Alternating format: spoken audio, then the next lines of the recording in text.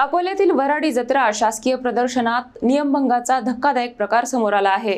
खाद्य स्टॉलवरील व्यावसायिक सिलेंडरऐवजी घरगुती गॅसचा वापर होत असल्याने प्रशासनाच्या भूमिकेवर गंभीर प्रश्न उपस्थित केले जात आहेत।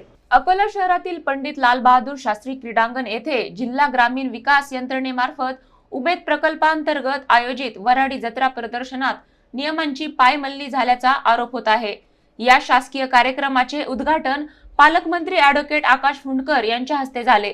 मात्र प्रदर्शनातील खाद्यपदार्थांच्या अनेक स्टॉल्सवर व्यावसायिक वापरासाठी आवश्यक असलेल्या कमर्शियल गॅस सिलेंडर ऐवजी घरगुती सिलेंडरचा सर्रास वापर होत असल्याचे निदर्शनास आले। घरगुती गॅसचा व्यावसायिक वापर हा आवश्यक वस्तू कायद्याअंतर्गत गुन्हा मानला जातो। सामान्य हॉटेल व टपरी चालकांवर कारवाई करणारे प्रशासन स्वतःच्या कार्यक्रमात नियमांकडे दुर्लक्ष करत असल्याने संताप व्यक्त केला जात आहे।